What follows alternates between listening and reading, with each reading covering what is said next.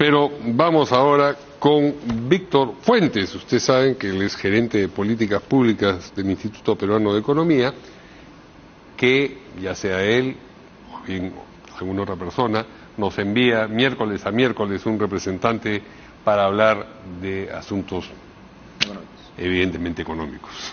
¿Qué tal? ¿Cómo estás, Víctor? Hola, Mario, buenas noches. Bien. Entendemos que hoy el tema que has elegido es el déficit fiscal y parece que el nuevo ministro de Economía efectivamente está preocupado por la materia más que su antecesor. Sí, digamos, parece que resuena, digamos, por lo menos la llamada atención, ¿no? Digamos, para nosotros resulta preocupante, digamos, ya el 2023 se sabía desde hace algunos meses que iba a ser muy difícil cumplir con la regla fiscal, para que cualquiera lo pueda entender, como en cualquier hogar que uno tiene ingresos y gastos, uno no debería estar gastando más allá de lo que ingresa. Lo mismo funciona con un país. Entonces, el déficit fiscal de alguna manera lo que nos establece son esos límites de no gastar más allá de lo que uno puede recaudar, ¿no? Ya sea vía impuestos, vía ingresos o vía deuda. El Perú superó el límite del déficit fiscal el año pasado, el 2023, 2.8% del PBI, el límite era 2.4% del PBI, y lo importante es, digamos, ¿por qué?, ¿no?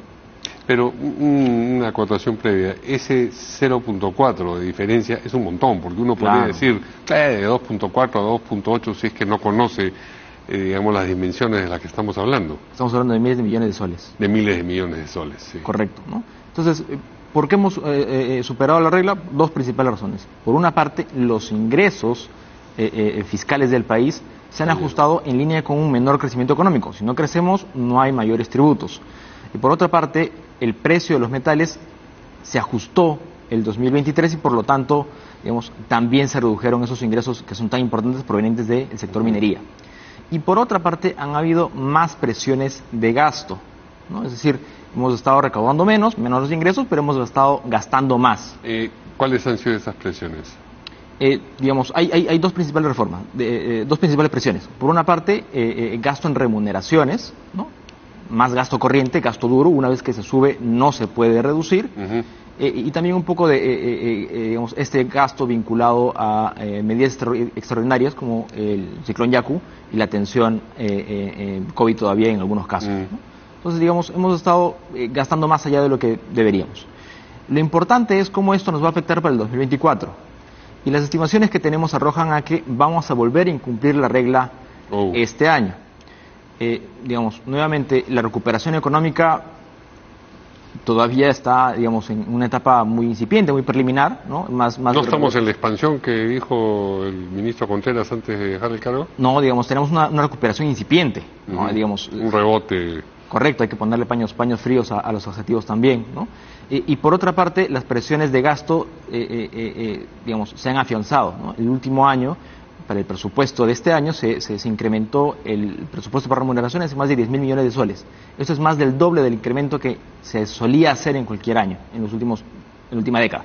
Entonces, hay una fuerte presión ¿Y dónde, en qué parte del Estado se ubican estas remuneraciones que están creciendo? Una buena parte tiene que ver con el sector educación, ¿no? Otra parte tiene que ver con el sector salud, pero lo importante es que son medidas que vienen siendo impulsadas desde el Congreso, ¿no? A pesar de que, digamos, no tienen iniciativa de gasto, en la práctica parece que sí la tuviera, ¿no?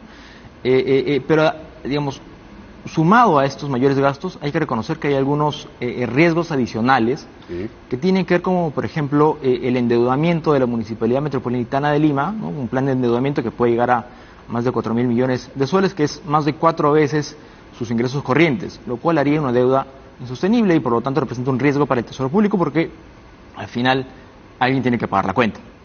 Y lo mismo podríamos también conversar sobre, digamos, los rescates financieros consecutivos que viene solicitando Petroperú y que también a la larga puede significar un riesgo importante.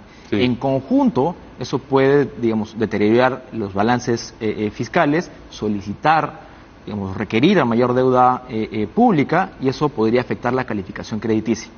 La calificación crediticia tiene un impacto sobre el sector público, claramente porque, digamos, hay que pagar más intereses, pero además para los préstamos que se pidan. Para los préstamos internacionales, ¿no? Y por lo tanto se reduce flexibilidad al gasto público, pero para el sector privado y para el resto de las personas también es una mala noticia, porque digamos ese riesgo estructural de que el Perú no pueda pagarlo se suma, digamos, sobre el resto de riesgos más de mercado, más de sector, más de particular de una empresa o de una persona, y por lo tanto el costo de financiamiento sube para todos. Entonces, por lo tanto, es sumamente importante asegurar una consolidación fiscal, no solamente desde el Ejecutivo, sino también desde el Legislativo, evitando medidas, en el fondo, populistas, que incrementan más gastos sin saber de dónde financiarlo. Y dices que se anticipa que este año tampoco se cumpla la regla fiscal. ¿De qué dimensiones sería el tramo que excede el 2.4? Digamos, hacia la consolidación fiscal, digamos, la regla del año pasado fue de 2.4%, pero este año se esperaba que fuese de 2%. Uno tiene que ir ajustándose conforme pasen los años. Pero digamos, nosotros creemos que probablemente se quede, digamos, 2.8. Un poco largo, sí, alrededor de 2.8. ¿No? ¿Por qué? Digamos, una parte, los ingresos están subiendo de manera sostenida, perdón, los gastos se han incrementado de manera sostenida ya desde el presupuesto inicial, y los ingresos, digamos, van a depender de qué tanta recuperación económica haya, por una parte, y por otra parte, qué tanto podemos aprovechar de los vientos externos. Si el precio del cobre se mantiene en niveles alrededor del 4, eso va a significar que alrededor de $4 por libra, eso va a significar mayores ingresos. Aún así, digamos, los escenarios no son tan auspiciosos. Pero yo mencionaba al nuevo ministro de Economía, el señor Arista, que ha expresado preocupación en ese sentido. Es correcto. Su margen de actuación, estamos en febrero, de aquí a fin de año, teniendo esa preocupación en mente, ¿es tan estrecho como para que, digamos, bueno, yo quise que la situación cambiase y sin embargo voy a cerrar el año igual que el anterior? Digamos, las estimaciones que hicimos fueron antes de las noticias del ministro. De la llegada de Arista. Correcto, ¿no? Entonces, definitivamente esta preocupación respecto a recortar gasto, el ministro lo ha llamado grasa, ¿no? Digamos que no es productivo. Definitivamente puede contribuir hacia una mejor consolidación fiscal y asegurar el equilibrio hacia el cierre del año. Digamos, tenemos espacios y la prioridad, por lo menos si está trazada, es una buena noticia.